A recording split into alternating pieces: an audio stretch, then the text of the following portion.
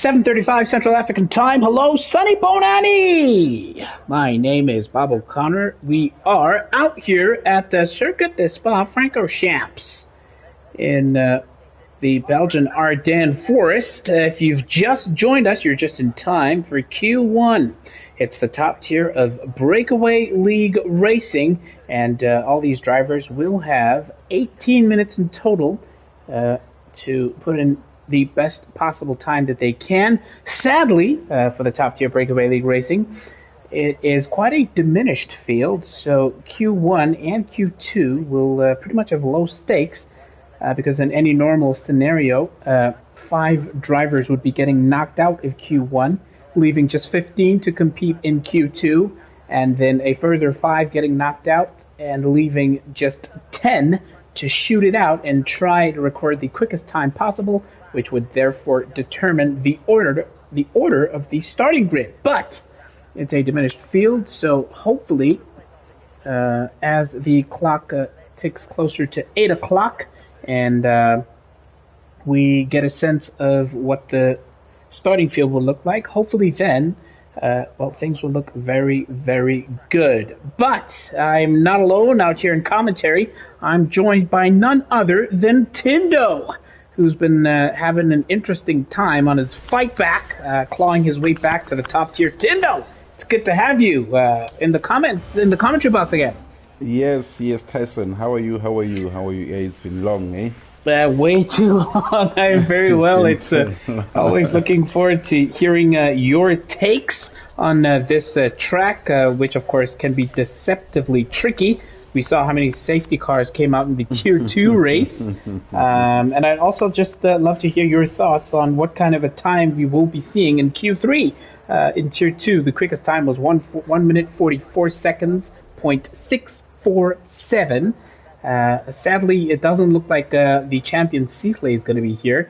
We're hoping that Django would be able to join as well. Don Ramico, who has really set the cat amongst the pigeons, he's here. I don't know what your expectations are for pole position later on. I think, it's definitely it's going to be Don Ramico. He's going to be tearing these guys up. And then also, we look at the likes of Fence as well, and also Uzota. There might be a threat if they could go to Q3 like this. I think I would put my money on Udon. Maybe the Ferraris might be 1 and 2, and then maybe between Maxi and Fence, those two, they might do it well. They might do it, Crash, in his ever so consistent predictive vein, says that rain is coming. Perhaps Crash has been having a close word with some of the drivers. Well, that would make things very, very interesting. We had a rainy qualifying in Tier 3, which I think the driver Mercurial managed to secure pole position there without incident. So if it does rain, especially if it starts off dry and then rains later on, that would make things very, very interesting. And of course, it's going to be a rush to see who can get that crossover point inch perfect. Right now, we're watching one of the first drivers to give it a proper push lap, and that is Tapiso in the Haas. He's just come through turn 1, that being was Source, and we'll see how he sprints all the way up Rouge and Radion. It's flat out. Oh, he eases off the throttle there, coming into Radion, and we're going to get a sense of whether or not he gets more and more comfortable as the session goes on. He will be the first to set a representative time. He hits the Sector 1 split with a 30.485. Making his way now through the beginning of the slightly more technical sectors 2 and 3. Through the hair pit, or through the slow right-hander he comes now, and Tapiso still looking okay. What would be a decent time? Of course, there's no pressure with there being so few drivers. No one's getting knocked out as long as they put in a decent lap.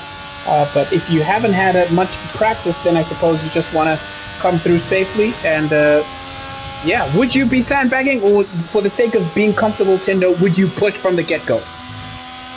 I think there's no reason for them not to push, and I think also maybe for the guys who are at the bottom who are in here today, I think it's also Oh, I'm sorry, Tindo. So you were speaking about that. Tapiso absolutely losing it coming out of that corner, but thankfully for him, his heart is in his mouth. He absolutely sent that car straight into the wall, but he is breathing a huge sigh of relief at the moment as he will limp all the way back home, meaning that we are just going to switch over to some of the other drivers. But yes, Tindo, carry on. You were speaking about possible sandbagging and all of that. Yeah, no, I was saying like I think it's definitely the best. You push so that where you stand in terms of if the other guys join at 8, and because we're gonna have quicker guys, and also it's an opportunity again for especially the guys right at the bottom fighting for relegation or playoffs to try by all means to finish the race, just 4 points, because there's less drivers today, and we know if it's a full grid, it's really tight to. Yeah. 4 points. Absolutely. And as Crash also notes in the comments section, perhaps there's no need to be going flat out right now. Just put your banker in and calm the nerves a bit. And maybe that makes even more sense considering there's not much rubber out on track. So the track will get rubbered in as more and more drivers put in their laps. And more rubber on the track means more grip. So with there being such few drivers, no need to take unnecessary risks, says Crash. Zotal puts in a P2 worthy time, 146.384, bested only by this man, Seppo Temba, who is in qualifying from the beginning for the first time in a while, which is good because he's been joining races late on and having to fight his way from the back. But his first push sends him top of the pops. One of the other McLarens is on the verge of putting in of starting his top lap, so we're going to catch up with Mandla instead, who was invalidated. Sadly for him, he's going to have to go again. Fence currently P4. His Sector 1 split was 30.6 seconds. So we'll hop on board now with the Red Bull driver, whose entry into that left-hander was slightly wide, but he's looking okay, using all the track limits, almost going onto the green strip on the right-hand side of the track. And thank you for joining us. If you've just done so, it's just under 10 minutes left of this first qualifying session. Kid K is in the comment section. Crash is in the comment section. If you're also watching and have something to say or your predictions, we would love to hear that as the session goes on along. Fence having to ease off the throttle just before that navigating those series of right-hand turns. He's now making his way through the final part of the course, down towards turn 17 and 18. Seppo Temba, who was at the top of the pops, has been facing the wrong way. Perhaps he had a huge spin on his in-lap, but that has earned him a DSQ. We'll take no further part in this. Oh, that's a nightmare. He had a golden opportunity to fight for a possible pole position, Tindo. Yeah, I know he did. He did actually had one, but I don't understand how is that possible though? Like, hey, maybe he was just trying to recover his car and then he keep on spinning and going back the wrong way. Yeah, and also I told you about Fence, watch out for him. But Zota, it looks like he's pretty quick here because he set that time on mediums. It's pretty interesting though. He did. P2 currently just a couple of tenths off the P1 sitting Fence. Here comes Mex now on the final chicane, the bus stop chicane. And he's going to point that McLaren straight down towards the line for a P3 time, 146.859. Mex has looked very, very good since coming up to the top tier. Has finished in the points in every single race except for Monza, where he missed out by finishing in P11. So far, his best result of the season was that P3 back in the first race in Azerbaijan, and as it stands, Mex has racked up 60 championship points, sitting P4 behind his teammate, who was on 63 championship points. And interestingly, Smirch, Django, and Sikle have equal points after that race in Japan, both sitting on 147 points. So things are looking very interesting right here in the top tier. Sadly, none of the Mercedes drivers able to join. I believe Django was having issues joining the lobby, while Sikle could not take part here today. Donathan Laka is currently behind his teammate, Don Rabico, who is approaching the end of the second sector.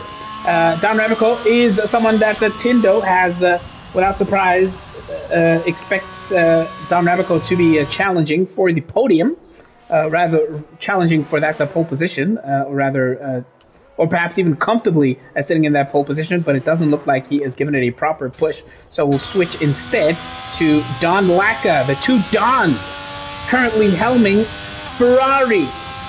With less than 7 minutes to go, we're on board with Donathan Laka. Rookie season, looking good in the top tier.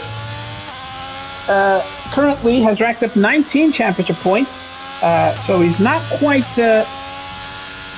safe as far as staying out of those playoff positions is concerned, but it is race 9. He's currently 13th in the championship, just 3 points ahead of Don Rabico, who made that rookie error, which cost him the race win. He finished on the podium nonetheless, did Don Rabico, and it clinched the fastest lap at the end of the race last time out. Here comes Donathan Laka, the first or the second of the Ferrari drivers, sends at P3, soft tires, 146.697.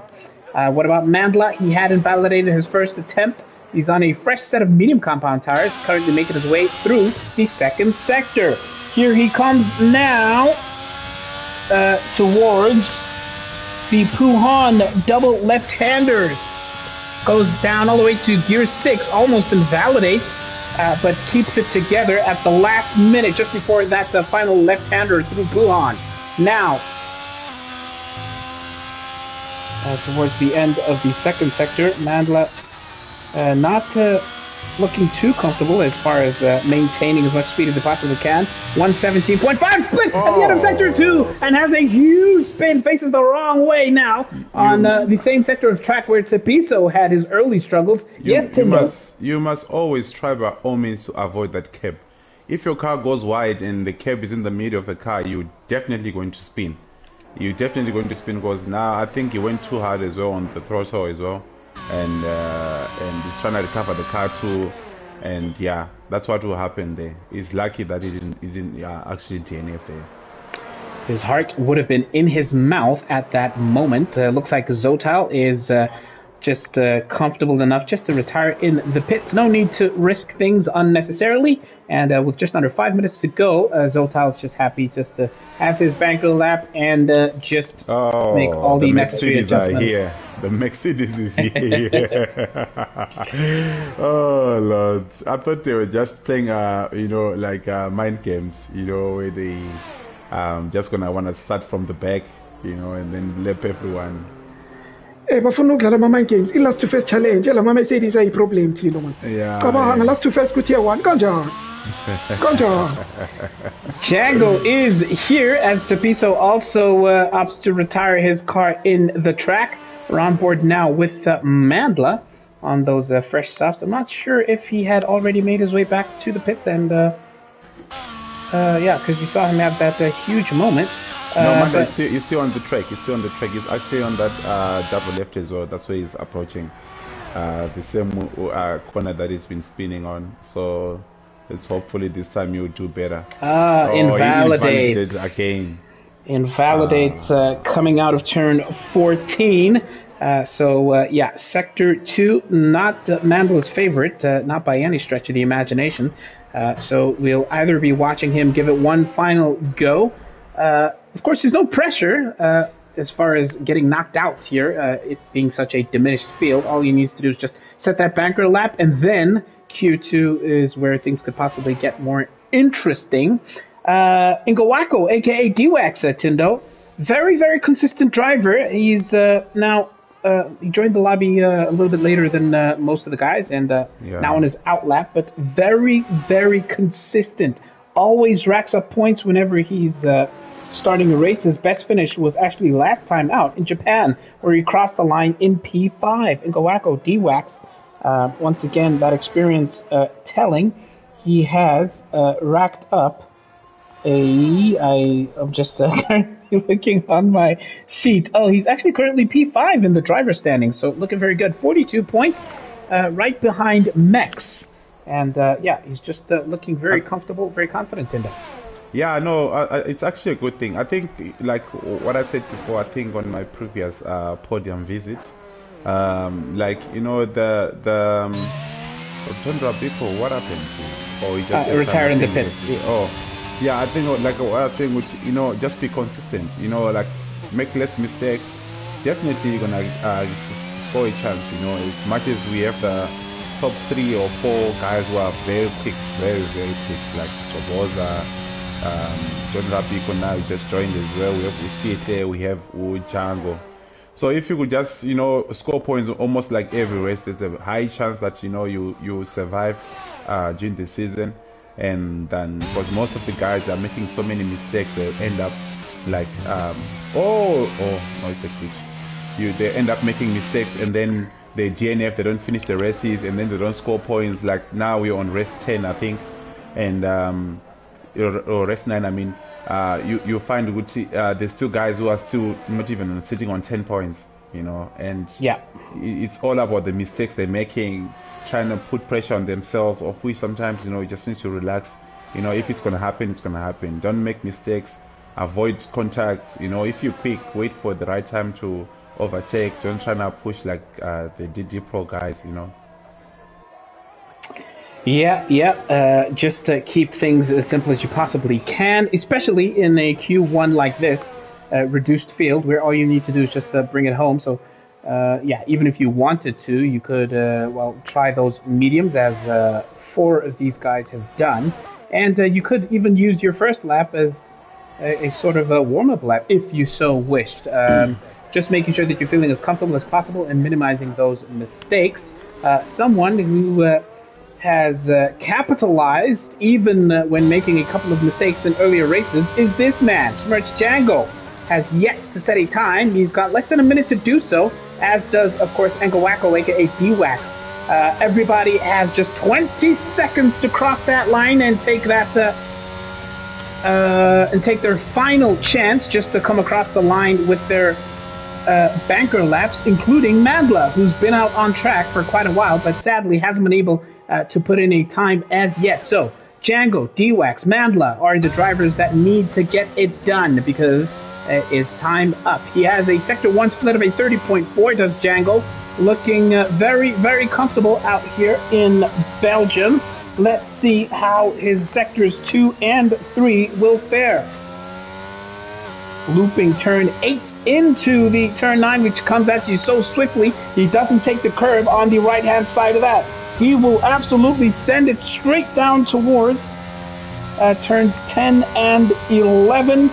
And of course, I don't think he's really pushing, though. I think he just want to set time, you know, just for him to be safe. But he's safe, though. But I'm sure he's not pushing it. Absolutely. And as Crash says, even Django lifted on a Rouge. It's just a banker lap, so no need to take unnecessary risks. You just need to keep it clean and keep it together. Yes, Sendo. No, I understand. I get what Crash is saying, you know, but I think it's also like to push, you know, so that your confidence can be high as well as you go to the race, because the guys, well, during the race they'll be pressing it full throttle, and then now you want to do it during the race, you know, you're gonna find your mistakes, or you can go back, you know, you fix your car, you know where you make your mistake, you know. So I feel like they really need to push now. It's more like a practice before the race, where you know you can make, where you're making your mistakes, you know. Yep. Just to minimize those as much as you can, just to give yourself a good enough shot in the upcoming quali sessions and the race. This is the situation at the end of Q1. Mandla Tepiso could not put in times.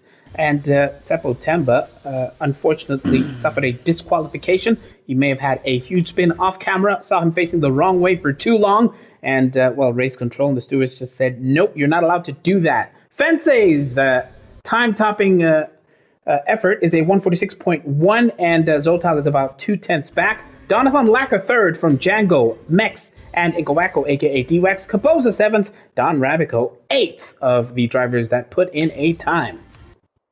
And so this is an interesting question from Menry. I don't know if you've seen the comments. Said, so Mantla want to Q2. I believe he could just, because he didn't set a time in Q1. Mandla and Tsepiso might just have compromised their participation in Q2 as we get a beautiful still shot of Eau Rouge there. We should be getting confirmation in a split second. No, they are in. Oh, he made it in. Well, that's lucky for them. Of course, a diminished field. Just 10 drivers again. No pressure. Just bring it home. Tsepo Temba's DSQ. He'll be kicking himself, of course, this being his first qualifying session, where he joined from Q1. He had been joining late on, just before the actual races themselves, and had been fighting his way all the way from the back. Mandla will be thankful that he's through to Q2 here. He's been under pressure. Last time out, he managed to chip away at the points and secure his survival in the top tier. This time out, with the field being so competitive, Tendo, it's not been so simple. Just 4 points for Mandla in this being race number 9. Bankowi, bottom of the standings. Just 3 championship points. Josh, a.k.a. Damnesia, is in P18 in 8 points. So those 3, the bottom 3 of the standings, get automatically relegated. And then the playoff spots go to P17, 16, and 15, currently occupied by Esbuda 17th and Nebo 16th, and Tsepiso currently occupying P15. So under a lot of pressure. It's so much pressure. I think it's this season it's actually different from last season. You know, a lot of the guys have improved. You know, and Mandla used to tell himself, "No, very consistent." And this year, it's actually this season. I'm saying, this year actually 2023. It's actually a different vibe and different drivers. We have different verses, and a lot of guys have improved from last season. And that's when you see the real. I think for them, they were relaxed in a way, which, no, you know, I got this. You know, I'm just gonna score 5 points or 3 points each and every race. You know, I'll survive. But hey, this season it's a drive to survive. Hey, ekushubile thina kuyakhuphukela. Ekunzima nabo fans nabo ekunzima. It's really drive to survive, because you have the guys like Udon. They came from tier 2, and they came in here. Max, we have Fense as well, who just joined recently, and it's like they are hungry, you know, like there's something that they have in them, you know, they just want to, you know, we want to do better, because each and every track, each and every race, you find they are doing good, they've improved, they score points each and every game race. So with the seniors, Yeah, the rookies are looking very, very good, as we have graying skies here in Belgium. Zotal, as you would have noticed coming through Eau Rouge, had a slight lift of the throttle through Radion. Sector 1 split of a 30.453. Soft tires, no more sandbagging. It is, of course, the final push before things really heat up in Q3, and the battle for pole position ratchets up a notch. It's going to be very, very interesting, as Man Ray is surprised at that 4-point haul from 8 races. Drops of rain, I can see that. Which means, Tindo, that you just need your Banco lab not only needs to be clean, but it just needs to be as quick as possible, as of course we will soon be seeing that transition to intermediate tires. And it looks like Tsepiso and Smirch Django, who are the last to come out, are trying to put in decent times before it gets too treacherous. His Sector 2 split, Zotal, within the 1 minute 17s. He will be the first to set his initial banker lap, as he now makes his way along the final portion of the track, rushing down towards that bus stop chicane, which of course constitutes turns 18 and 19. Crash, as I told you, that rain is coming, and he was proven absolutely correct. Across the line comes Zotal, 46.4. What about Ngawako, aka D-Wax, 48.1? So perhaps not too comfortable is Ngawako in those changing conditions. Here comes Fense, will be the third to set his representative lap. and behind him is one of the McLarens. Oh, goes a little slightly wide on the exit on the final corner, but he keeps it clean, keeps it together.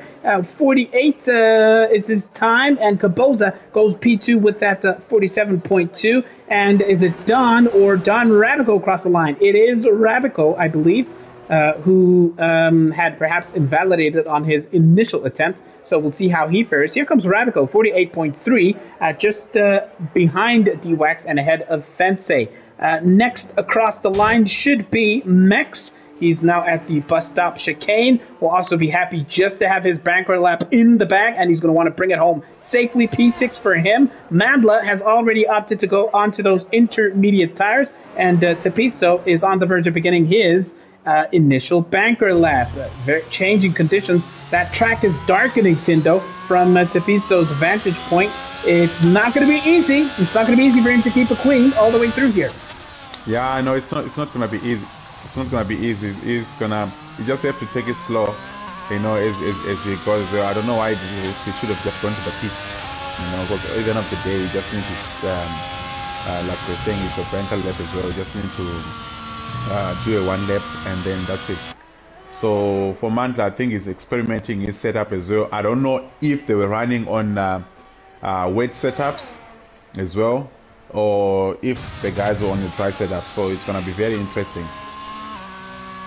Absolutely. It's a piece. Oh, now making his way to the beginning of Sector 2. Was perhaps too liberal on that throttle, and now faces the wall and has to correct his car down towards the slow-moving turn 8 rather, and perhaps he's just still going to bring it home and cross the line, knowing that. There's no chance of getting knocked out here. All you need to do is just keep your car intact, and it's pretty much safely through to Q3. What about Don Rabico? Ooh, slipping and sliding across the line. 57.8 is, of course, nowhere near representative, according to the pace that we've become accustomed to from him. So he's done 2 laps on these softs. Lucky not to invalidate, says Crash, having seen how Tepiso navigated that final part of his push. So perhaps he's still... Oh, no, look at that! As we come back to Tepiso, he sent it straight into the wall in the second sector, just before the end of the Sector 2 split. Both his front tires are pretty much on that right-hand side, and he shakes his head, and his name gets grayed out. Tepiso is out of the running, and out of quali from here on out. Crash quickly retracts his statement. Perhaps he was pushing. Why was he pushing? Because it's only 10 drivers. Why was you pushing? Oh Lord. Tepiso, before getting the banker lap, loses his car completely, and this, I would imagine, is Django's attempt to bring it home without incident. That red fuel light is flashing, battery down to about 50% of its total capacity, and Mandla, who has waited patiently on those intermediate tires in the pits, is perhaps due to come out onto the track pretty soon. Here is Charlie 3000, Charlie 3 Stacks in the comments saying, "Amen. A top tier to watch after yesterday's drama." Tindo, how frustrating was that? How difficult was it to keep your concentration in those sequences of safety cars yesterday? It was, you know, I was at work at the same time, and then I'm trying to get this thing done, and you know, the safety car keep on coming out on and off. It was really frustrating, you know, because sometimes it was coming out even if there's no incident, so I didn't understand it. Okay, why is it out? And you know, it's you know, there's a certain time I even wanted to retire, but I was just like, hey, let me just hold on to this. But hey, the gents, hey, we're rough on this. Safety car driver was the driver of the day. I literally have a video I took. I'm gonna send it of Hashira. Hey, the way he took out some cars in front of me, he made a way for me.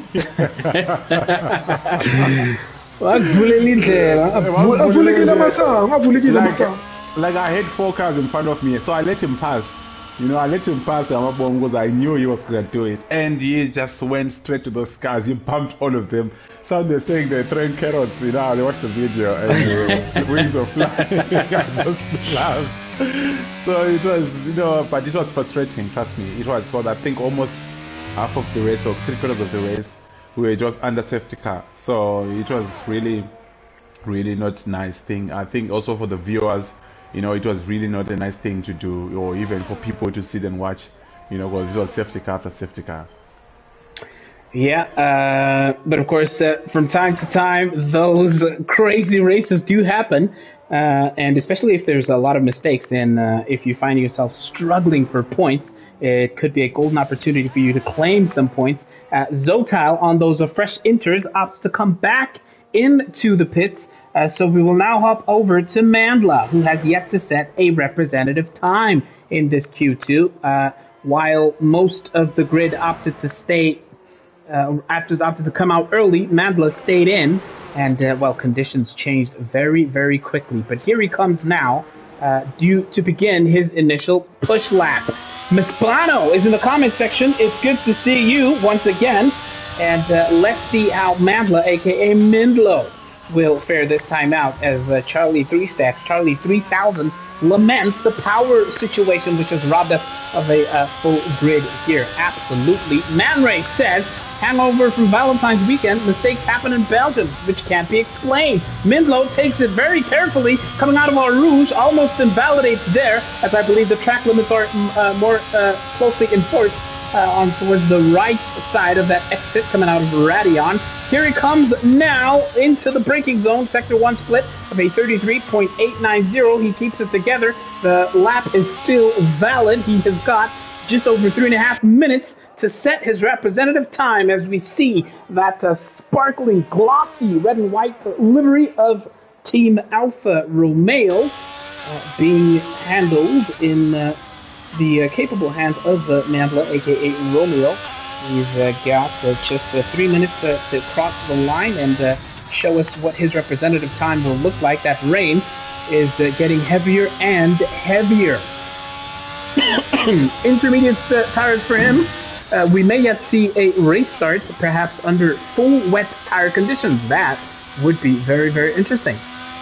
Yeah, it would be very interesting. I think also we need to swap places with the tier 1 games. You know, like today, I'm sure we have more like tier 2 drivers who are watching this, and you went again off track. Who are watching this, you know, they could be reserve drivers today. You know, just have a full grid. Just make it interesting. You know, so that if someone is scoring points, you earn it, not what you earn is scoring points because it's 10 drivers or 11 drivers. Yeah, but thankfully, we've got the likes of Nebo, who have also joined this lobby. Tapo Temba was already part of proceedings, so we could yet be seeing more drivers join as, of course, the clock has already struck 8 o'clock. Mandla, happy to retire his car, having set his banker lap, which was a 201.851. Fensei, giving it another go on those intermediate tires, and as I say that, he points it straight back into the pit lane. And yeah, I must say, in previous seasons, we've seen drivers, especially in the lower tiers, kind of come into the pit lane with a lot of speed, and those walls on the pit entry could really see you struggle or just lose your car altogether. Don Ravico, new blood in the top tier, new challenger, and a driver who's here to shake things up a bit. Led for a large part of proceedings out in Japan, and as Q2 rolls on to Q3, we'll be looking to stake his claim on that pole position. But we just have to wait this final minute and see what he will do. It looks like he will be crossing the line and ushering us straight on towards Q3, because it looks like he's going to be the last driver giving it a proper go. This is his outlap, of course. He's got just 1 minute to cross that line and begin his final attempt. Max rejoins the lobby, having lost his connection, but it's good to see him back. And Kid K in the comment section, speaking to Mazbano, saying, where were you in the whole season? It's now 9 races in. Perhaps Musbano was canvassing for sponsors for Team Zolonzo, according to Kid K in the comment section. Musbano has been very, very busy. But it's good to see her back. Maybe she's been trying to be Zota's therapist, with the spinning, Perhaps. It's been a topsy-turvy, dramatic spins and dramatic incidences for Zotal. We saw a couple of those in France, a track perhaps that Zotal does not enjoy that much. But despite that, he's racked up 35 points as Zotal. He's 7th in the championship. As we now count down towards the end of this quali session, I'll give you a rundown of how the championship looks. Django and Seaclay level on points, 147. Caboza, P3 from Mex, P4. So Mercedes and McLaren leading the way. Ngawako D-Wax is 5th in the championship from Tabo T9, 2 and 6. Zotal is 7th. Seppo Temba is 8th, which is very impressive considering he's been fighting his way from the back of the pack a lot of the time. Before I carry on with that, let's look at the end of proceedings in Q2. So I'm just hopping between different standings here. Zotal tops the timesheets. He went quickest with a 46.4 before conditions changed. Caboza, 47.2, almost 8.5 tenths behind Zotal. And Ngawako D-Wax, 3rd quickest from Don, and then Fensei, Mex, Django, Rabico, and Romeo rounding off your top 10. Tapiso had that DNF. He will take no further part in qualifying as we now look forward to Q3. A fair few of the drivers had just that single run on softs, and about 4 of them switched to intermediate tires as well. Back to the championship standings now. Teppo Temba, 8th in the championship. Mello the Mello has missed a couple of races, but he still racked up 20 championship points to find himself in P9. Fensei, the rookie driver in the top tier, he's 10th in the standings from the other rookie, the King Rapture, 11th. Loveness is 12th. Donathan Laka, 13th. Newbie, Don Rabico, 14th. Tapiso, 15th. And Nebo, 16th. And then Esbuda, Damnesia, Mandla, and Ban Kobe round off the standings. Is that are you updating Miss Bono or what's happening?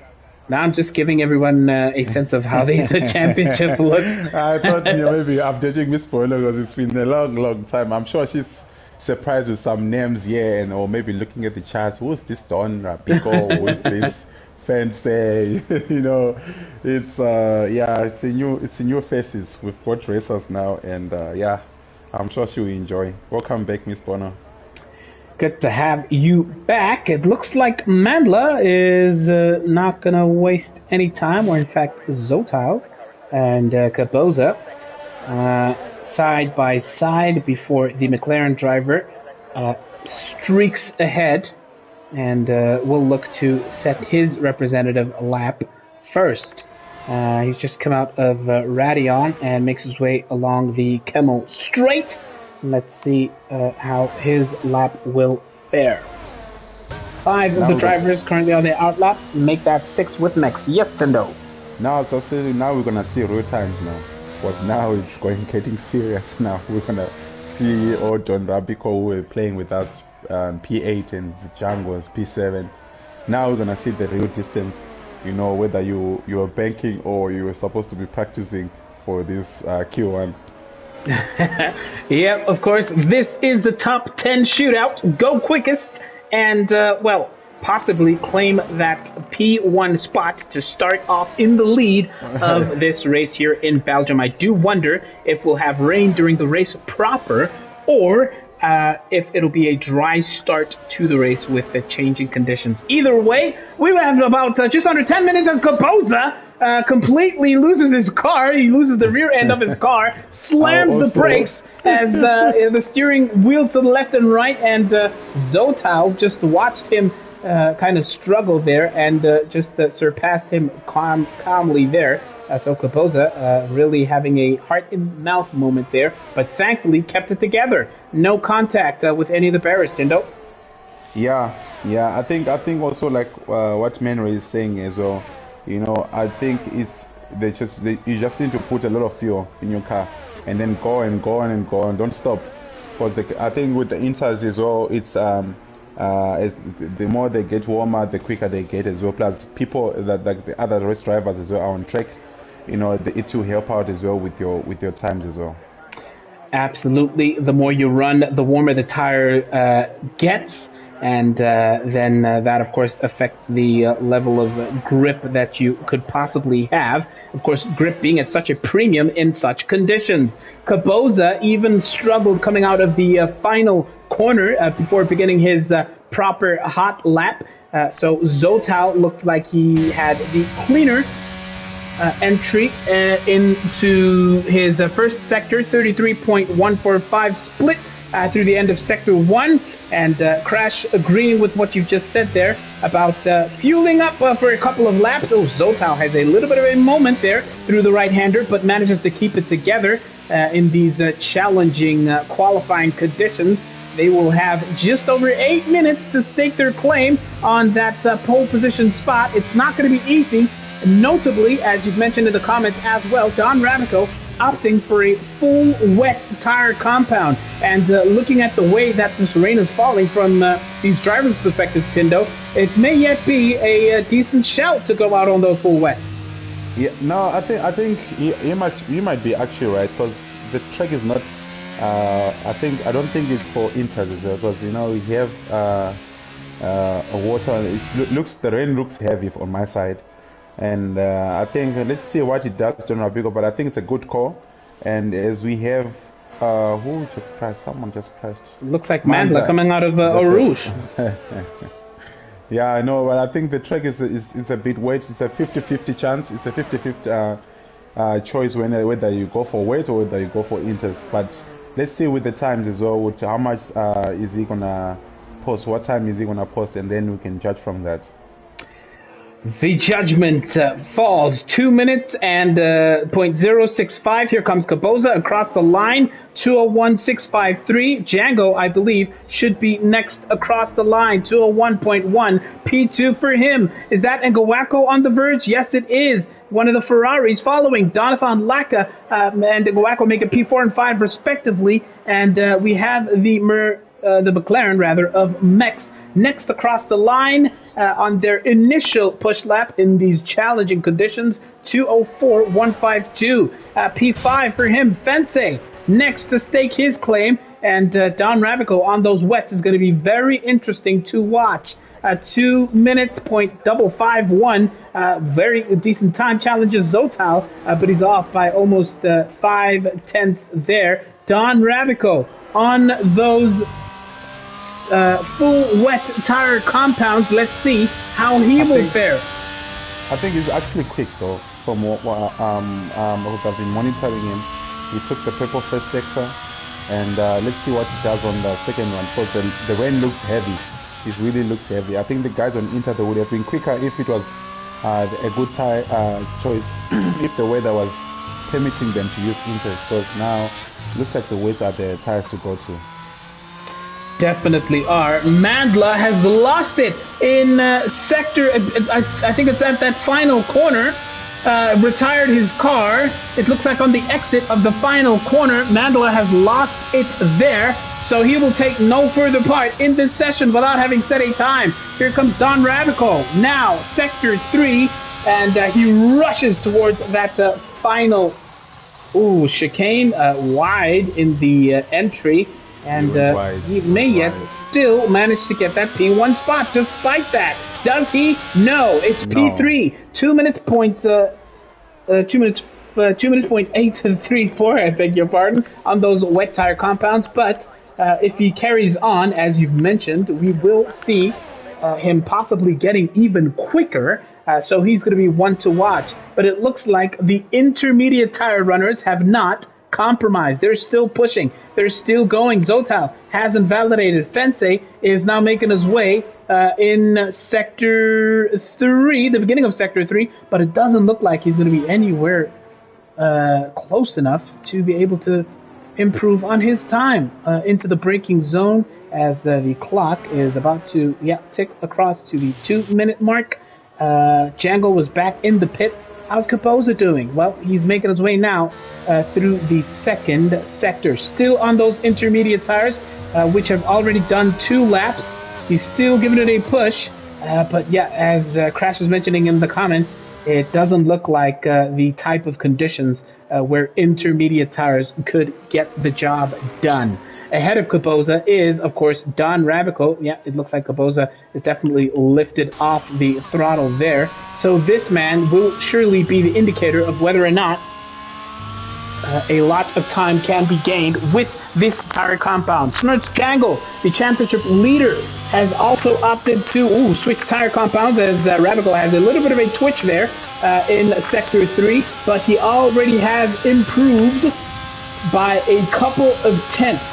So we're looking at the Jangle possibly pipping Fensei to that P2 spot, or if he can keep it together, possibly even challenging Zotao for that provisional pole position. With just over 3 minutes of this session to go, his entry into the final chicane is much better as Ravico, and here he comes across the line. 2 minutes flat, .062 is the time to beat. He improves on Zotao's time by a couple thousandths, by 3/1000ths of a second. Margins so slim, and well, it's encouraging signs for Zotao, because if he did that on inters, could he yet claim a memorable pole position today? Kaboza is out. He crashes out seemingly in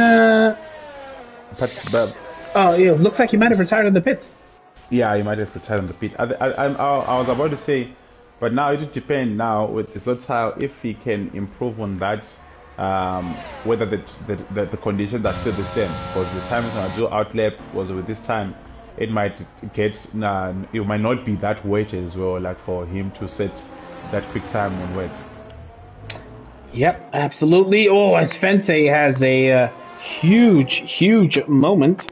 Had a snap on the exit of, I think it was turn 9, but he managed to regain composure, and he's now got it together. Fensei, now one of 5 drivers on their outlap. Ngawako, aka D-Wax, has a current best time of a 204.9, has also switched to those brand new full wet tire compounds. And we'll see how his effort will fare here today. Fensei will be the first of these drivers on this run. He'll be the first to come across the line and go on what could be his final push lap out here. So we'll see what that translates to. And behind him is Zotao, who was pipped to that top spot by the slimmest of margins. Let's hop on board with the driver in that RB18, which still looks stunning despite those specks of rain on that body. Into turn 1, wide of the apexes, Fensei. Going to need to correct on the exit and make sure that his line is as clean as possible. And I don't expect him to go full out here through this corner in these conditions. Goes down all the way to gear 6 and sends it straight into the wall, loses his front wing. Fensei, thankfully for him, has got that car still together, but he has run out of time. He's got less than 40 seconds if he was going to give it another push. Same applies with Zotao. He just sent it straight through the wall, but he didn't damage it though. He just had to retire because there wasn't enough time. This is a disaster. Retires his car as his Don Ravico. Retiring at the wrong position, Zotao, though. I thought we spoke about retiring on track. You know, like the guys who are on their flying laps behind him, and then he's retiring in front of them. 201.1 meanwhile is the best that Django could do. This may yet be the perfect set of circumstances for the Mercedes driver to stake his claim on that P1 spot. How does he take it through Eau Rouge? Gear 7 lifts off the throttle sensibly, of course, does the Mercedes driver, and is now on the Kemmel Straight. Ahead of him is a slow-moving Ferrari. Is it Ravico or is it Donovan Lacka? Either way, he gets a Sector 1 split in the 32 seconds, I believe it was, and he has made a significant improvement from his recent efforts. So, Smirch, Django, and Mex are going to be the 2 drivers to stake their claim on a potential memorable pole position in challenging conditions. Mex, you would remember, is some way ahead of Smirch Django, and both of them are going to be the last to stamp their mark on the timing tower here. Django on board, W13 Mercedes. This is a pole lap, reckons Crash in the comment section. Will that be the case? Down to gear 4 through the right-hander. Smirch Django not taking any chances at all. Now has improved by almost a full second. And I would also not disagree with Crash. According to the evidence thus far, the best that Mex could do is a 201.417. It's going to be P5 for the McLaren driver, just ahead of his teammate. Django, what can he do? Looking very, very good, very comfortable. Here he comes now across the line. Oh. No issues with the exit, and it's going to be pole position on the final push for Smirch Django, grinning from ear to ear, has a little bit of a fist pump.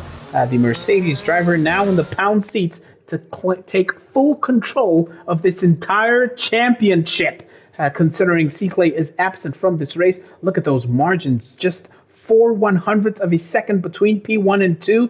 Django from Don Ravico, that is your front row. Zotal will be happy with that. P3 start for him, with Fence alongside him on the second row. Mex and Caboza make it an all McLaren third row of this grid, and Engawako will start in P8 from Mandla in P10.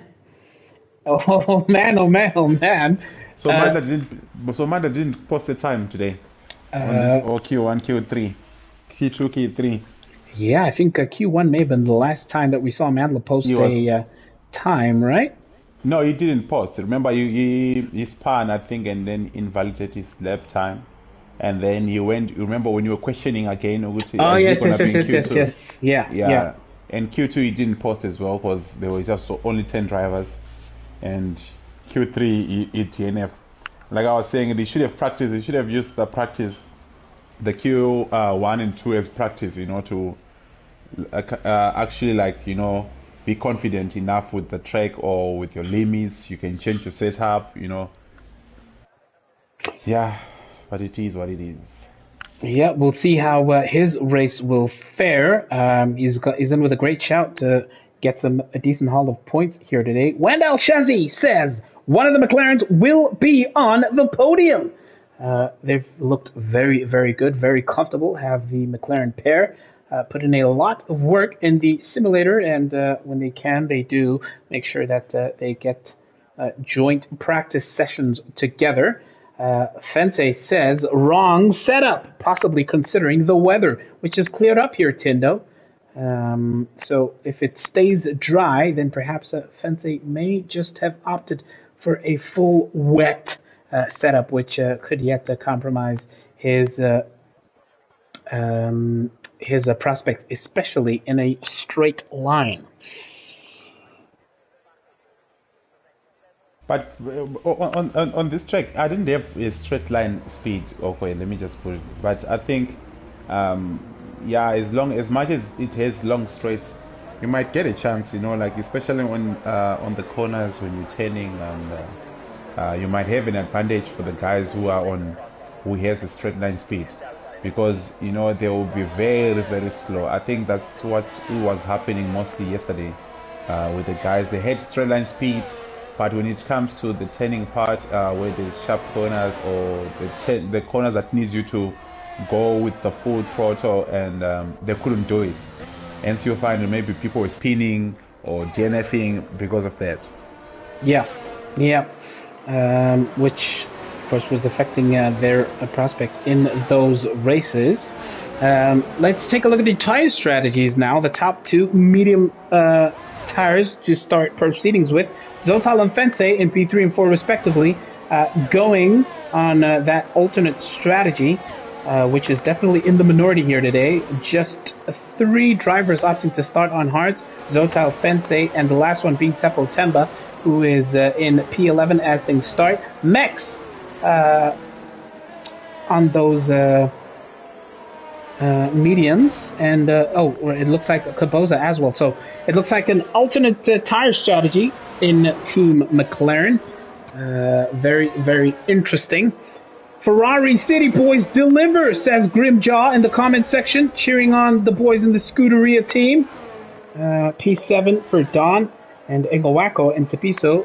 Early DSQs, it may yet be the case that they got disconnected from the lobby in the formation lap. And as I say that, indeed, Engawako, aka D-Wax, rejoins proceedings to take his place at the start of the grid here. Seppo Temba will start in P11, as we've mentioned. And Nebo, P12, was late to join the lobby, but is in with a very, very, very good shout to claim some decent points here. And Nebo has only racked up 10 championship points thus far. He is currently in the playoff spot, so if the season were to end today, Nebo would have to fight it out with some of the Tier 2 drivers who are in those playoff positions. Well, we will have 22 laps around Circuit de Spa Francorchamps out here in the Ardennes, the beautiful Ardennes region of Belgium. I've already seen a couple of shouts for who will be on the podium. Let me know if you agree with Wendell Chesney that the McLarens will be there and thereabouts, or if it'll be a different set of circumstances. Crash is not a fan of starting on hard compound tires. Yeah, I was about to say the same thing, because, you know, there's high chances of the safety car too, and, you know, if it's going to happen in the early stages, you know, it's just going to affect your whole race, because now the guys on the mediums, they might pit, and yeah.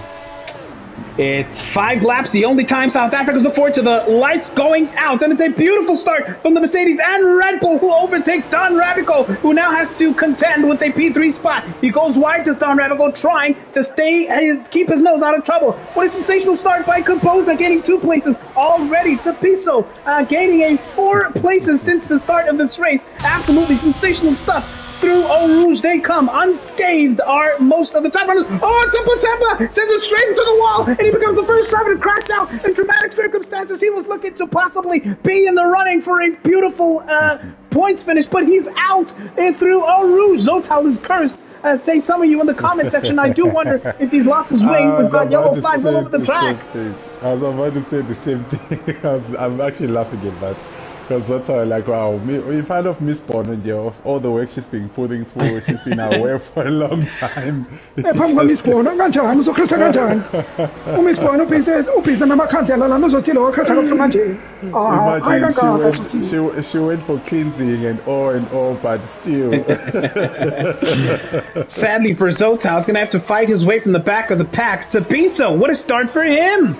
He was talking down his prospects and his chances, but at the start of proceedings, in just this initial lap, gaining 4 places, the virtual safety car has come to an end, meaning Fensei and Smirch Django can resume that battle for the lead of this race. Fascinating race start as the Red Bull driver, who was no slouch at the race starts and indeed in the race proper, is absolutely sending it, trying to disprove the theory that all podium spots have been booked thus far, according to none other than Don Rabico. Fantastic jump off the line there by Fensei, who gained those positions and pipped the likes of Don Rabico. Now fighting versus Smirch Django. Don Rabico, being the boisterous presence that he is, will look to fight back and not only reclaim that P2 spot from Fensei, but possibly be in with a shout of a memorable race win for himself in his second race of the season thus far. Next, up to P4, Caboza P5, and Wendell Chesney's predictions that the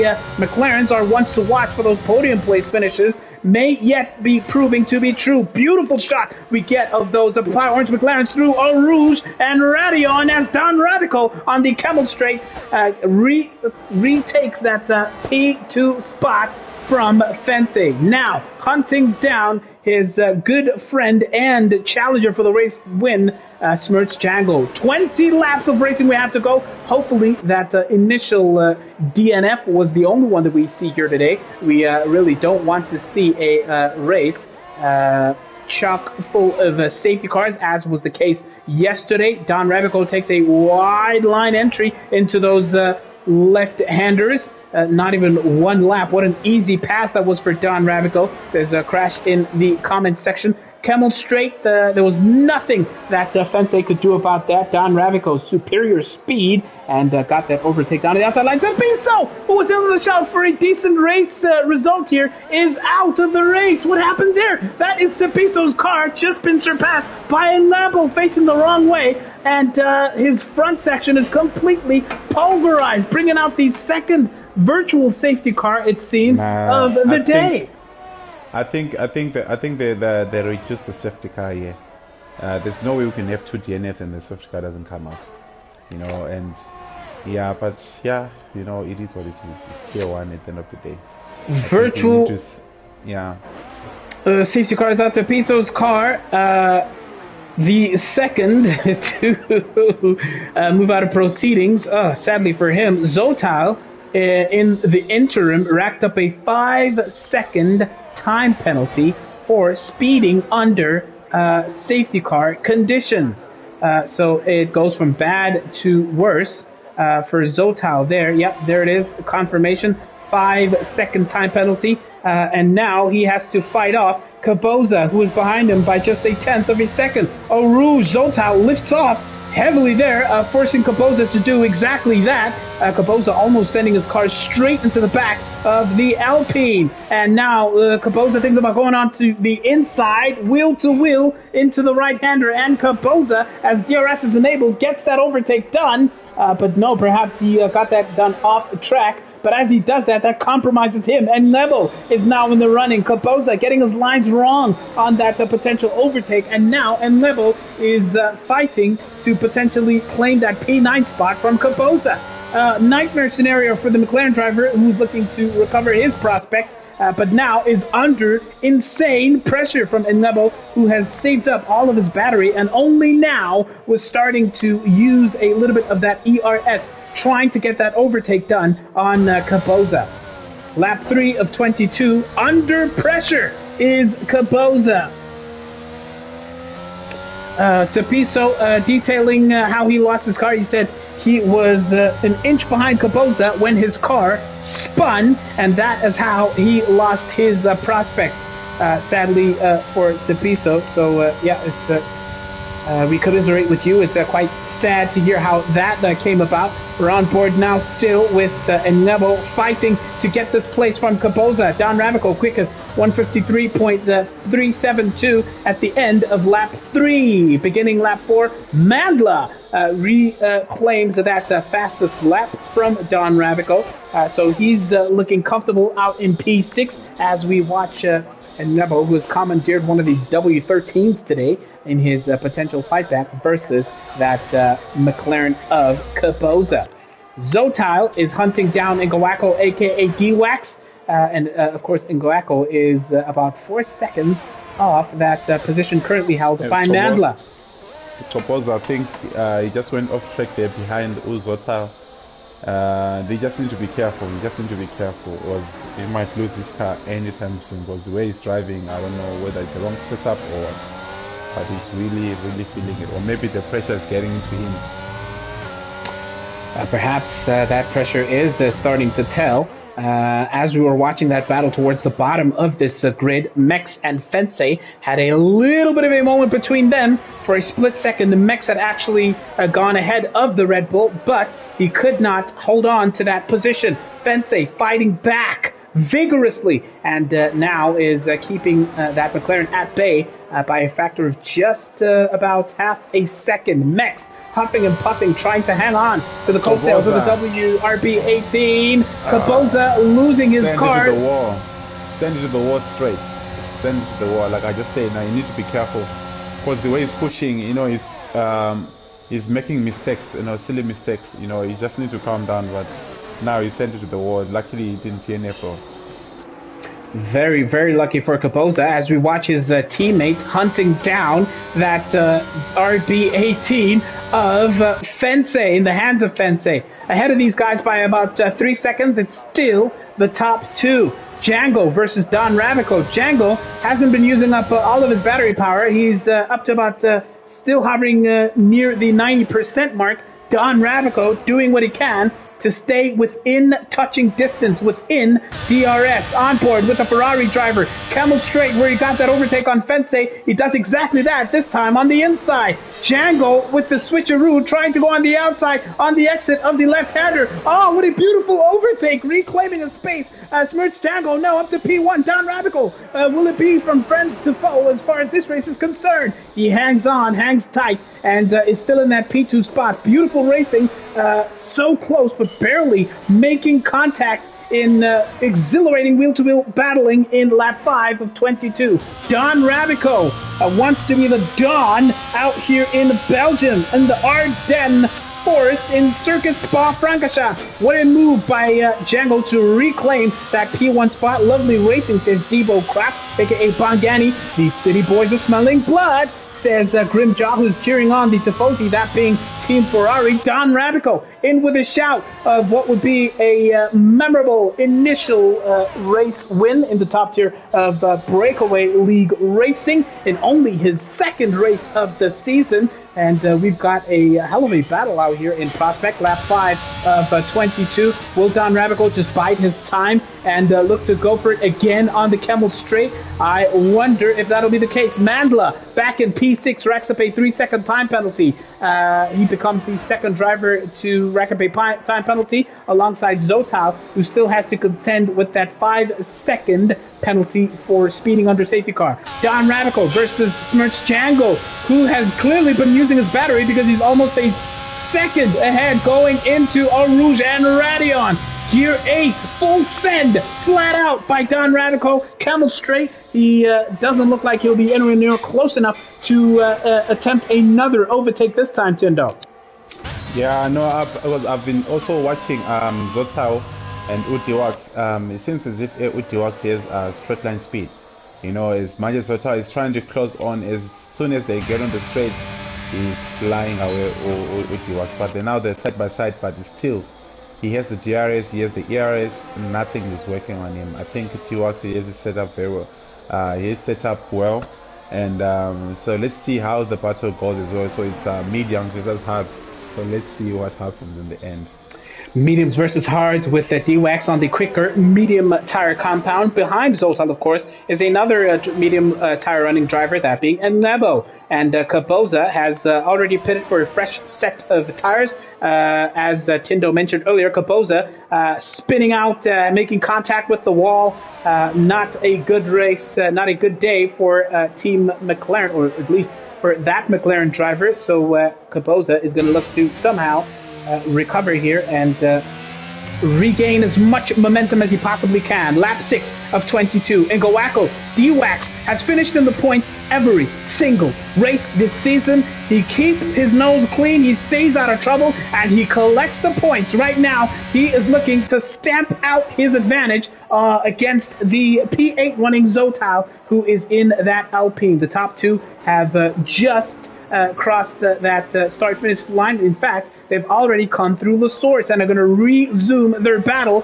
down towards the Camel Straight once again. Don Rabico this time is closer to Smirch Django, even though he's been using up so much of his battery. He's down to about 30% is Don Rabico. Opens up that rear wing drag reduction system, and he thought about going on the inside, but he's nowhere near close enough. And it looks like Django is doing everything necessary to keep that advantage. Fence, lap by lap, is seemingly struggling. He was P3. He's now down to P5 as the Red Bull driver. So not looking too comfortable. This is the perspective from Don Rabico's point of view in lap 7. Tapiso is saying, hey guys, let me just take a shot and Geeko right. I'm not okay after DNFing in a race, which was, of course, a great opportunity for him to be claiming those points. Esiyamtshela Tapiso man enotapotam. Mhlawumbe bazothola ama-points. Beka uCoposi ibhithi yesibini lapha yakhe. uCoposi kusheshe yesterday bazothola ama-points. Ngisho bayababiza abaphansi ku-tier 2 ababuye ey'ngane zakwethu. So they turn around now.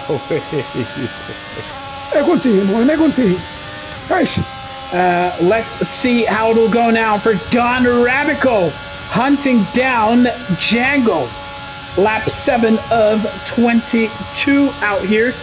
Tefo Liddy commiserating with Tapiso after that fantastic race start. Here comes Rabico really trying to force a mistake out of Smirch Django. We've seen it before. Django in the race lead, but then making an unforced error, costing him the race lead, and in previous races, the race win.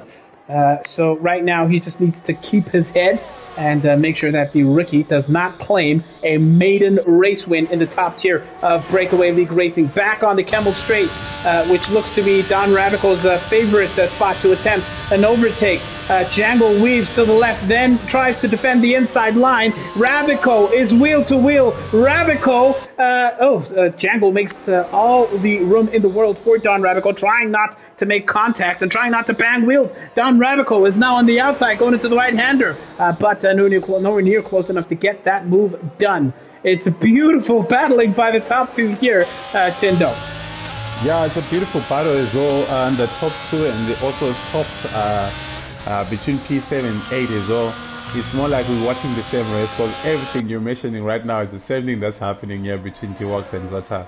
I think also Zota just needs to be more patient, because Ahmad Tyler, T-Wax, they will soon run out, and they're like very, very close to each other. So it's pretty interesting, to see drivers as well go toe to toe. Without any incident or without anyone breaking someone's wing and stuff like that. It's only that, it's clean racing at the end of the day and having so much fun. So I'm glad, I hope as well that the guys are watching and are really enjoying this battle. We barely had a safety. Oh, Zota spun.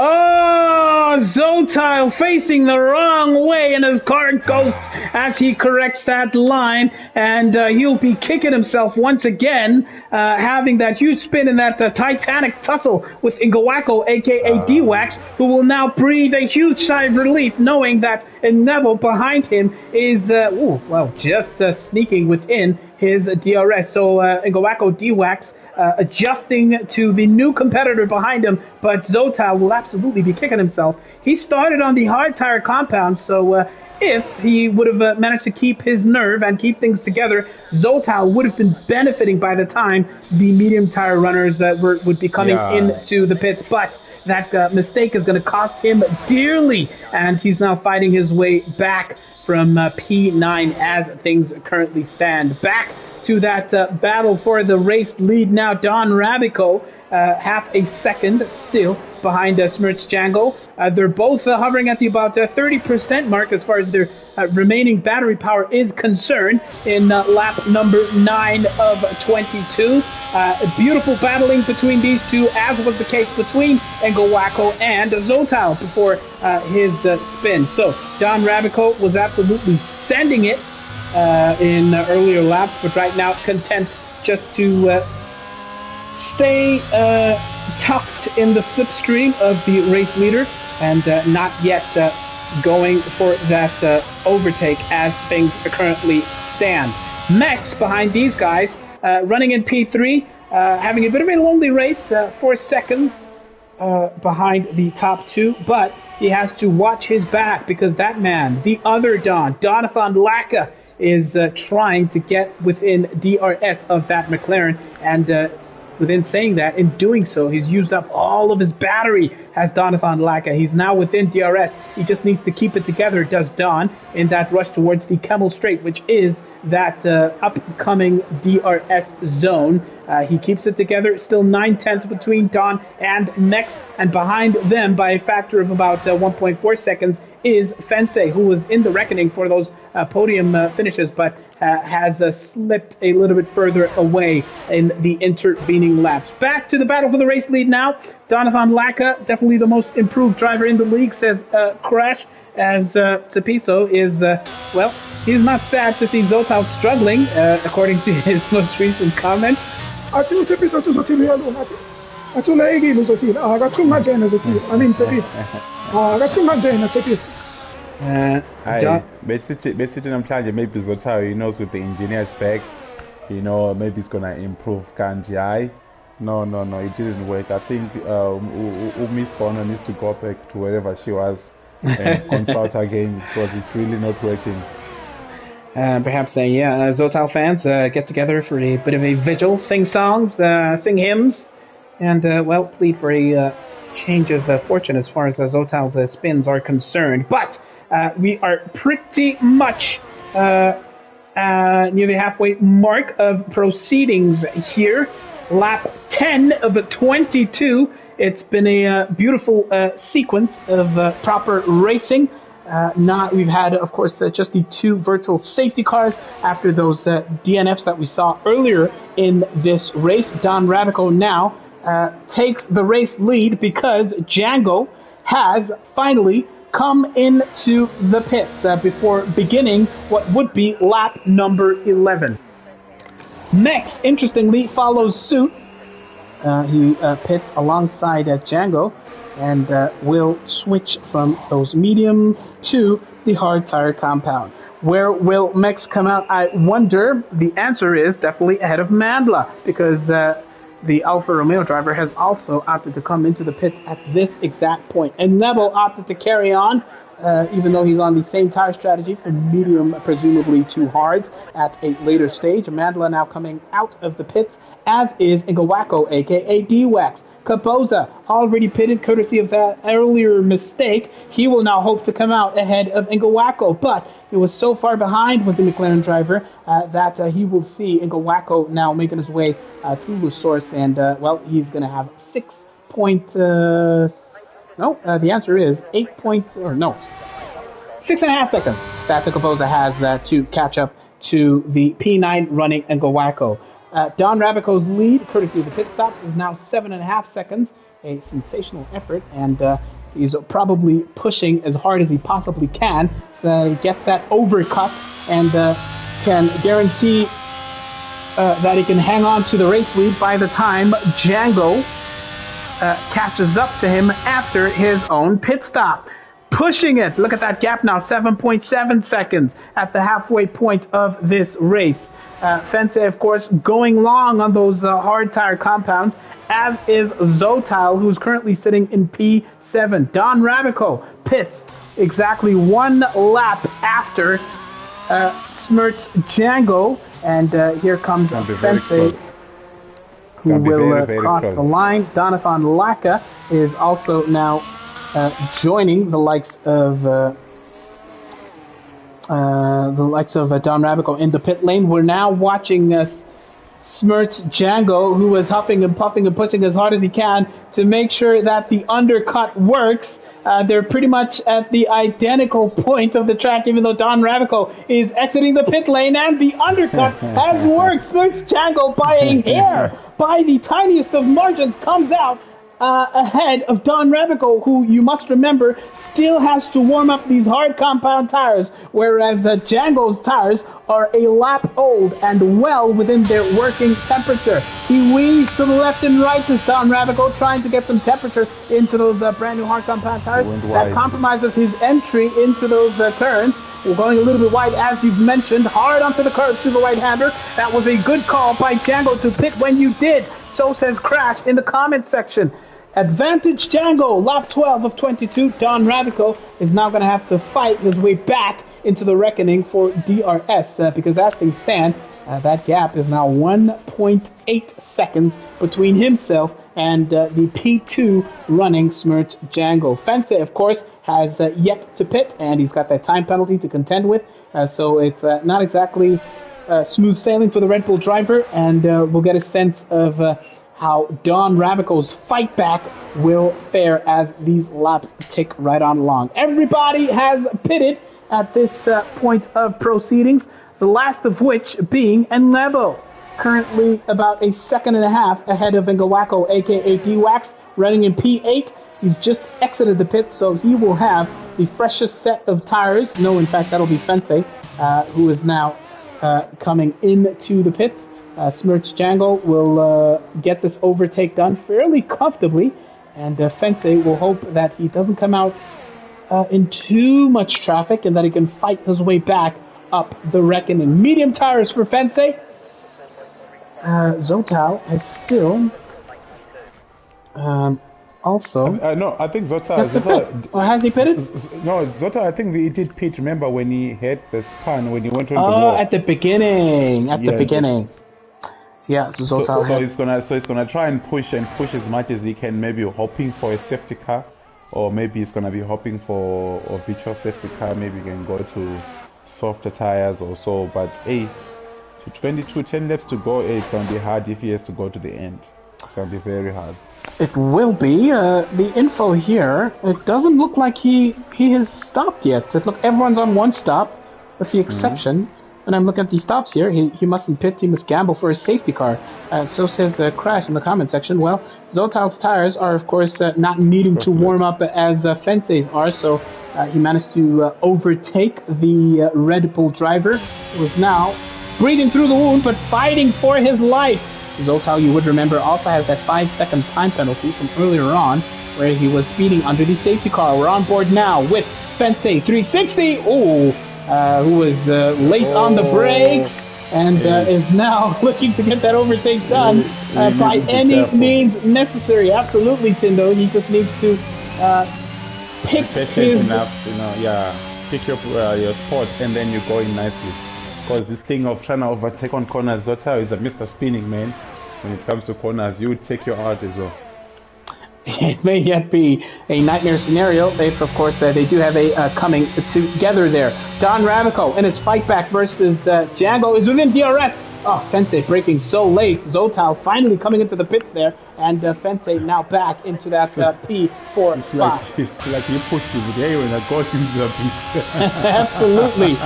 Zotal, whose tires were possibly screaming there, now finally into the pits. He slips down the pecking order as a result. Lap 14 of 22. Don Ramico draining his battery, goes on the outside line, going into the right-hander. Django defending that inside line, and Ramico is ahead, but will it be a classic switcheroo from Smirch Django, who managed to reclaim the race lead earlier on in this race? Don Ramico using all of his battery power to get this move done, and he hangs on to the race lead in lap 14 of 22. Smirch Django about half a second behind, and he was in the race lead, but now he has advantage as far as battery power is concerned. So Django using whatever was left of that battery power to claim the race lead, and perhaps from now towards the end of the race we won't see Ramico happy just to hang on to the coattails. Perhaps now he's just looking to eke out a proper advantage and really push Don Ramico from here towards the end of this race, and not necessarily make it a DRS battle.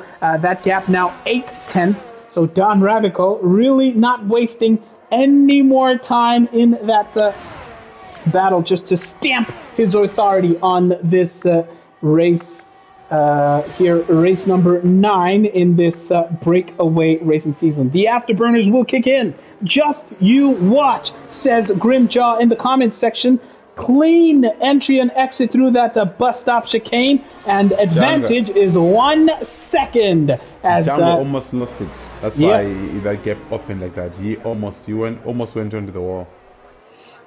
Did not get the cleanest of exits through that final chicane, but thankfully still within DRS.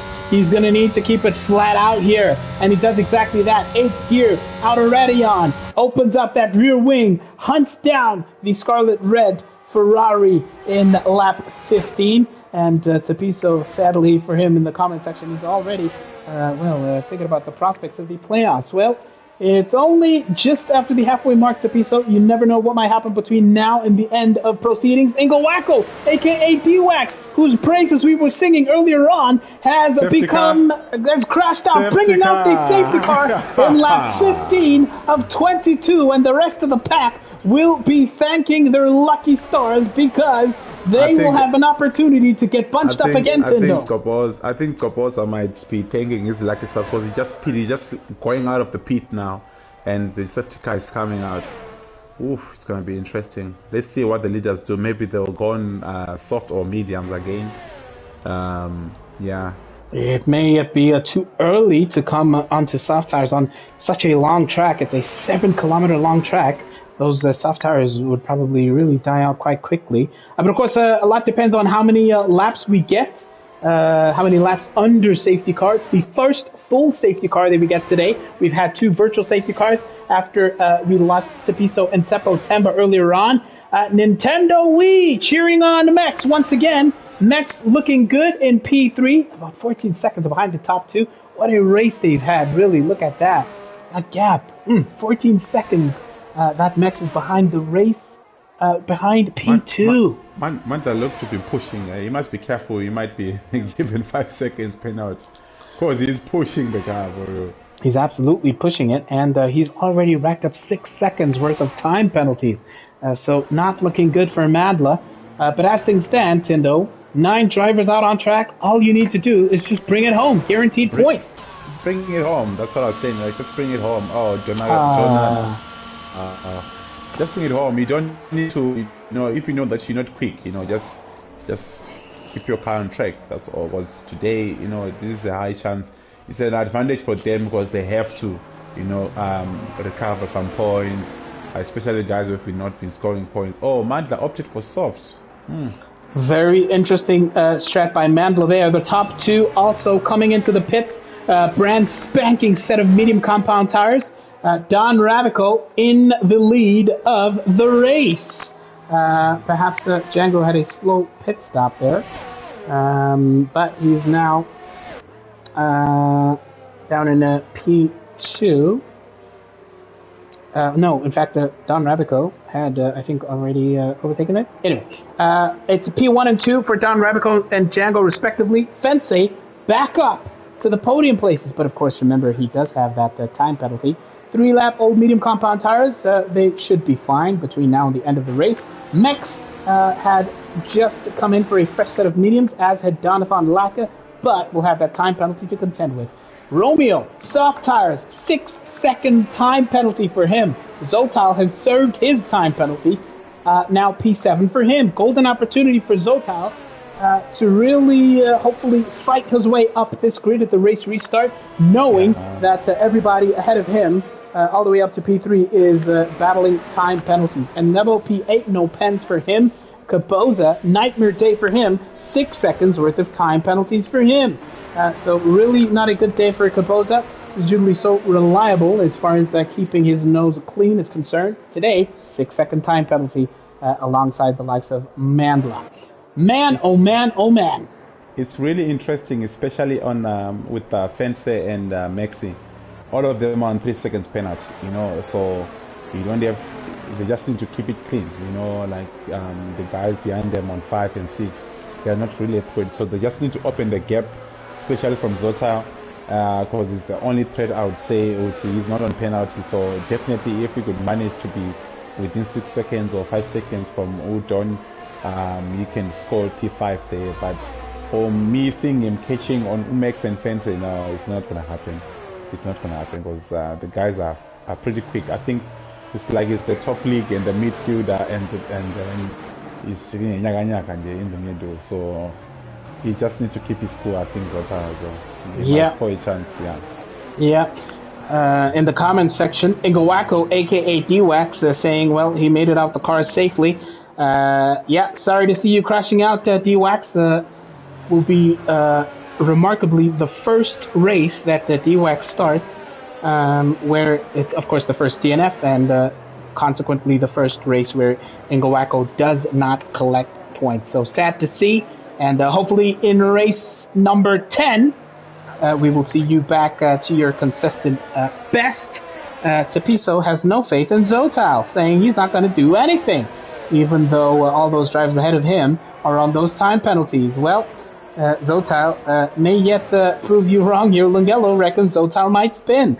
Very little faith in this man, in the Alpine driver, but he's got the bit within his teeth now, knowing, of course, the kind of advantage that he holds relative to the 4 drivers ahead of him.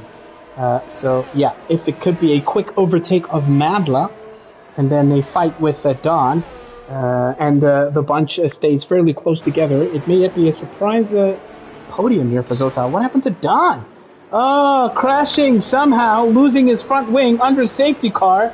I do wonder if another driver was involved in that. Don, on top of the time penalty, will now have to come in, change his wing. Thankfully, that 5-second time penalty will be served when he changes his front wing, but that'll definitely compromise his prospects. He'll fall all the way to the back behind Capoza.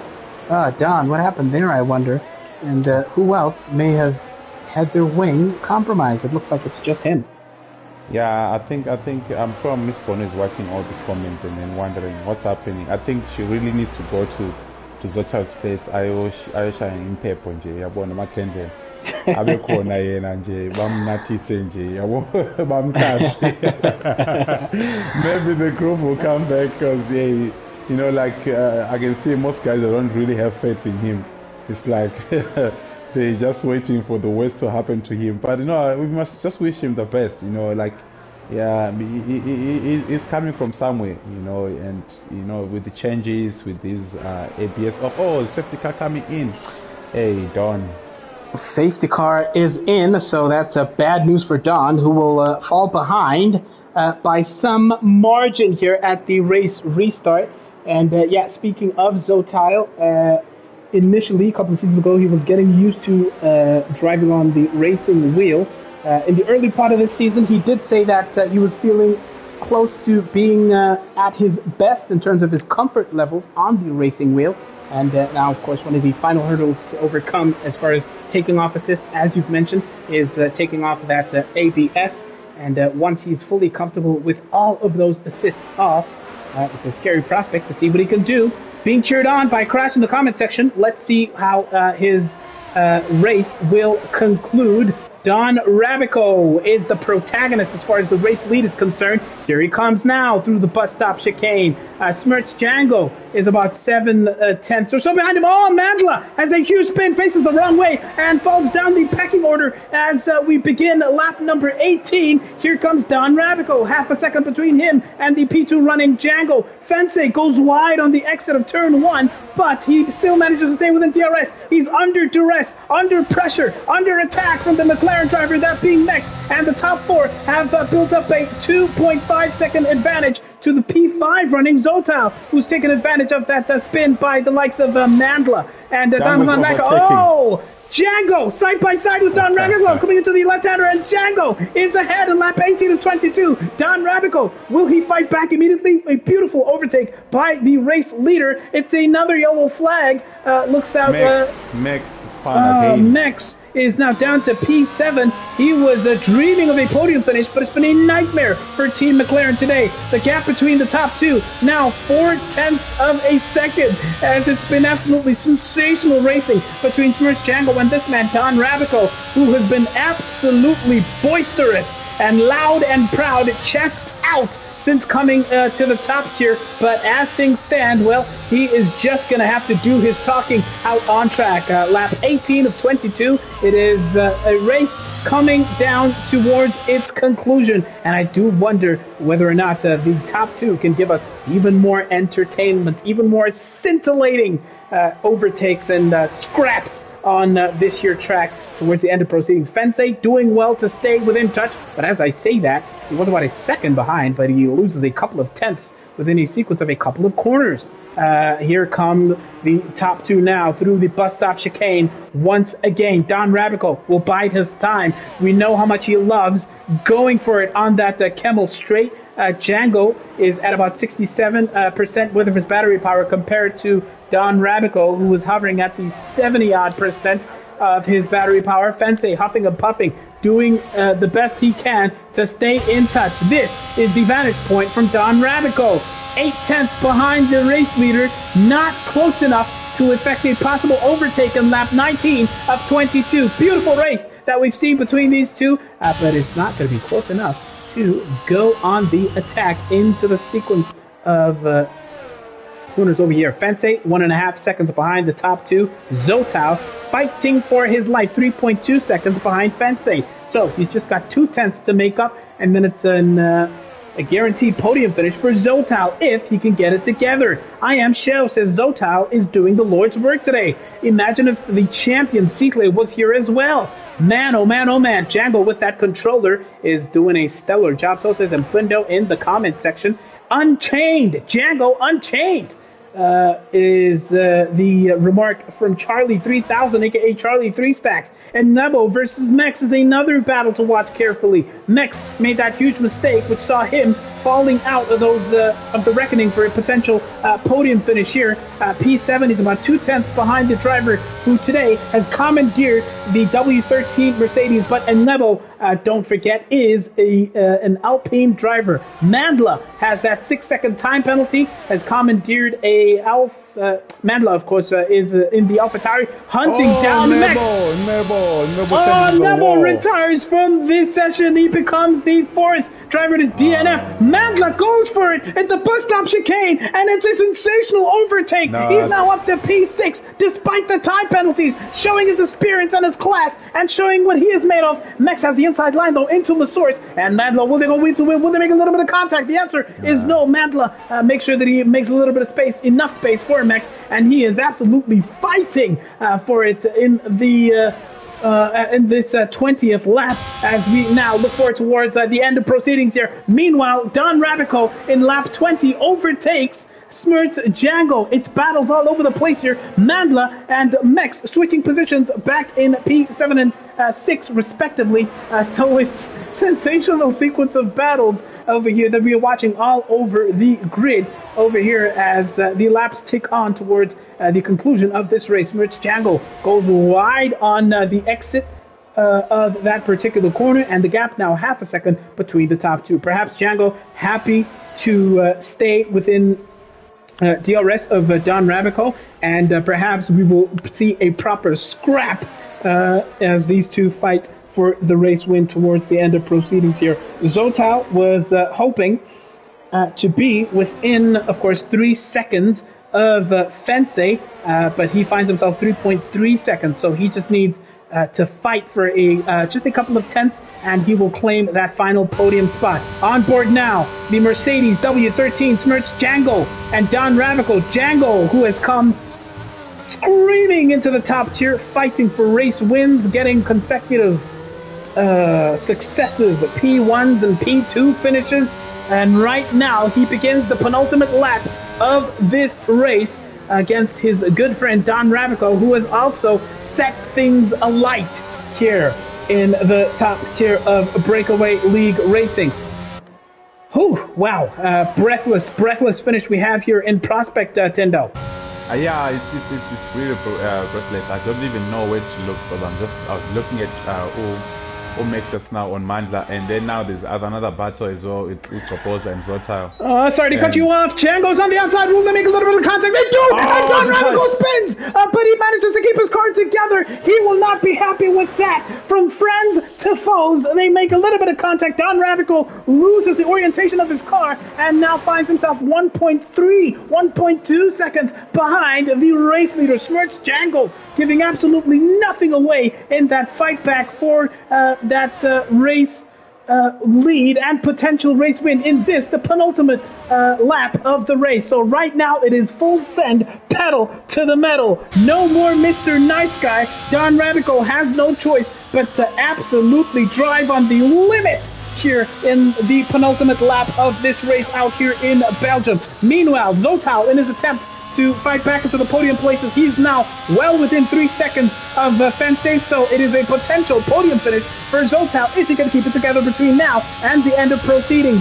Don Rabico uses all of that battery down to about 21% in his fight back. He's back within half a second. Remember, he had fallen out of DRS, and Don Rabico is not going to go down without a fight here. It's Tuesday Action Night only on YouTube. On board, back again, lap 22. It is the last lap to conclude proceedings. He thought about diving on the inside of the source, turn 1, but he will bide his time and perhaps thinking about another Camel Straight overtake. Don Rabico has been so close, within just a couple of inches of that rear wing of that W13 of Smirts Django. Down through Eau Rouge they come. Up through Eau Rouge, I beg your pardon. Absolutely full send. He's draining whatever's left of the battery. He goes on the outside, wheel to wheel, going into the right-hander. This is when they made contact last time out. Smirts Django will have the inside line. Smirts Django makes a little bit of contact. Don Rabico will have to concede that position, having effected that overtake off track. He's going to have to concede that position, surely. surely Don Radical, but he's not doing it immediately. Right now, he is still hanging on to that P1 spot, Tindo. No, I don't think he was too ahead on that corners. That's why he couldn't make it. That's why he continued on it. And that's why he's still continuing. He's not going to be penalized with the game. But he was ahead on that corner. So, yeah, I think kudos to him. Smirch Jangle now falling behind by a couple of tenths.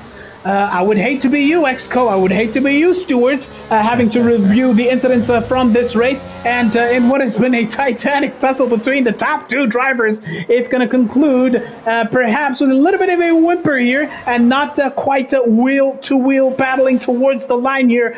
Jangle now draining his remaining battery power. He's now down to 3%, 2% as that gap extends to about 1.1 seconds in that run towards the end of proceedings. Smirch Django in his Don Rabico's second ever race will come across the line, winning the Belgian Grand Prix. Smirch Django, P2 finish for him in what has been a consistent season. Zotao is in the podium places, having managed to stay within that 3-second mark that he needed.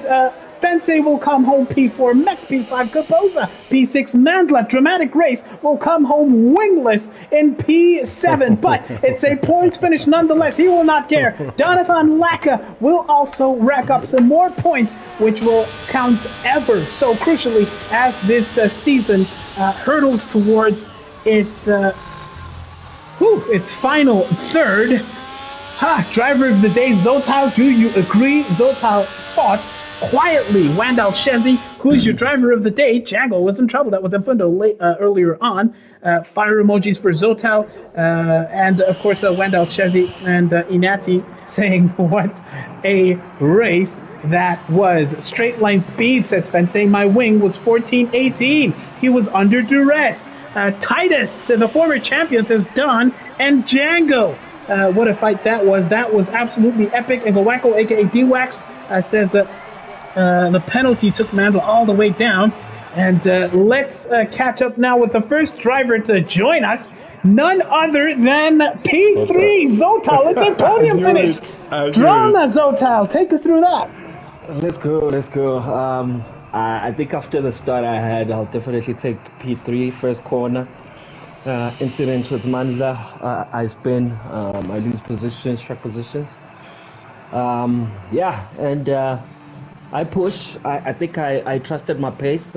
I think the tricky bit was that I think I was expecting a bit of rain, so I was eyeing a bit of high downfall. So that didn't happen. I'm sure you guys were so against the other gents like D-Wax, like the balls of straight line speed. They were definitely much quicker than me.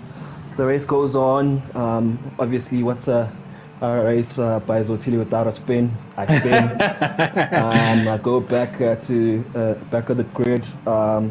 Safety car comes out. Thankfully for that, I fought for that P3. But good race nonetheless. I think I'm happy with it. So tight with the gap between me and Django, because I think I got a 5-second penalty, which I was going to query, but I mean, defeats the purpose because the gap is literally like 900s bar off. But nonetheless, podium again, make it 2. Let's go. Podium again. Zotal, we know that you've been successively adjusting, just getting rid of a lot of assists. Is the latest challenge ABS as far as the occasional mistakes in the spins, or is it more than that, or something else? I think it's a bit of, it's basically all of the above, right? It's all about confidence, trusting yourself. It's all about, and believing in yourself. But I think, as Christopher Crash would always says, I'm racing guys driving Ferraris against the City Golf. So hopefully with my G29, I can manage to hold it down until I upgrade as well to my own Ferrari. But happy with that race nonetheless. Well done. Beautiful stuff to see. And of course, the man who has had racked up so many P1 finishes, so many P2 finishes, is back in P2 with a beautiful battle versus Don Rabico. And he's, of course, to come through defiant in the comment section, Smirch Django. Congratulations, sir. Take us through that race and that battle with Rabico. Mic check test. Hear me? Loud and clear. Great. That was a very, very tough race. Shout out to I am Lipo. He managed to get me a place to race because I'm not at my comfort studio. That was a nice. Thanks to Lipo. But yeah, going into quali, that was a very good one because it was didn't prepare, as I'm saying, not at my comfort. Yeah. Yeah, managed to get home and we managed the first 2 laps. Nice when we battling. I guess that everyone who said we're working together, now we can see that we're not. So yeah, and then we sent it. I think the last I knew that he was passed on second sector, and I knew that if he had passed me, I didn't know that he was on battery. The first pass that he did, I didn't know that he was actually on low, so I could have defended so hard so that he was not able to catch up. But he passed me, and luckily there was a safe part because he was just going to pull away. Because he was catching like 310s or something. Yeah, so safety car came out and battled crazy, and it was fun. I'm glad that we didn't spin each other. I'm glad I didn't. But yeah, it was. Man, that was some sensational stuff. When you rewatch the race, I'm pretty sure you're also gonna enjoy all of those advantages. Now today, Django, golden opportunity to claim this championship pretty much by the horns and take firm command. You were level on points with Seatley. It's a fantastic opportunity. Does this kind of, do you feel lesser pressure from here towards the end, or is it just a case of fighting off complacency? Because, Seatley, he's not going to give up his crown without a fight. Yeah, man, I think I'm going to come back with vengeance. Yeah. All right. So, yeah. Beautiful, beautiful stuff. And in only his second race in the top tier of Breakaway League Racing, Don Rabico is on the top step of the podiums. He said, I'm here to eat up all the podium places. And today he takes a huge chunk out of the top spot. Congratulations, sir. How does that feel? It feels good. This time we didn't I was very careful with the pit stop not to get that 5 second again. The race was very tough. I knew Django knew my pace, and I knew that he knew that if he lets me pass, I'm gone. So he was defending extra hard not to let me pass. So I had to find a way. In the end, we banged up a little bit, but in the end, there's only gotta be one winner, When it comes to it, even if we're friends, we're gonna fight for that win. Yeah. And it definitely looked that way. I think you had a coming together. I think it was on that left-hander, and then you had to go off track a little bit. Were you worried there that you were going to get the word from race control to give that place back, or was it just a case of being comfortable or being sure that you were ahead going into that corner? Yeah, I was sure I was ahead going into that corner, and also I slowed down when I went over, so I didn't get any advantage from taking that corner, so it doesn't give me any penalty. All right. Well, Don Rabico, you've totally set the cat amongst the pigeons here. The next track is Jeddah. Just take us through your confidence levels about that track in particular. How are you feeling? Jeddah, you just gotta be. My pace is quite good there, but the pace is not the problem. You just gotta be courageous and just send it and not worry that you're gonna hit the wall. That's where your pace is gonna be. If how much of courage you have to put that power down and go for it. Absolutely, Tindo. I don't know if you have any questions for our top two. No, not really. It was just a good race, I think, from the gents, and also. We're starting to see the real rival now, Ferrari versus Mercedes, which is actually interesting and nice. Now it's also good, to see all these kind of battles. And although the shows are gonna be busy today, but it's really interesting, and I really enjoyed it. I had a question for Zota, but Washeshwa Puma, I wanted to ask him, do you think to Pep Miss Bono in wasebenza yini because he's on podium and Miss Bono is back, and so I think it's a motivation for him. Perhaps it is. And then finally, I think Zotal has just left the commentary box. I just want to ask, finally, Django, will we be seeing some action at the stewards as far as you're concerned? Will you be knocking on their door regarding that final battle? Nothing from my side, thank you. I don't know if he's just playing his cards close to his chest or whatever, but time will tell, gentlemen. Sounds like he swallowed his word. I was expecting an answer. Maybe you're gonna say, "Oh no, the team would decide." Oh man, gentlemen, thank you so much. You've given us some insane entertainment out here in Belgium. We look forward to more and more of that in Jeddah and beyond. Thank you very much, gentlemen. We will see you on Thursday in Saudi Arabia. Remember, you can catch Tiers 2 and 3 tomorrow on this channel. Tier 2 begins 8 p.m. Tier 3 streams live at 9 p.m., both of which will be racing in Saudi Arabia. Thank you, everybody. Let's catch up with the final comments before wrapping things up. Sithle is going to be moving like Mane in 2021, trying to fight his way back. That real African voodoo, says Charlie 3 Stacks in the comments section. And just seeing... believe in yourself, Tapiso. That was Mispano speaking to Tapiso earlier on. And of course, the 86er was asking, curious to see what we might see as far as these tours are concerned. So thank you, everybody. We will see you tomorrow for Tiers 2 and 3. Thank you and good night. Thank you. Cheers.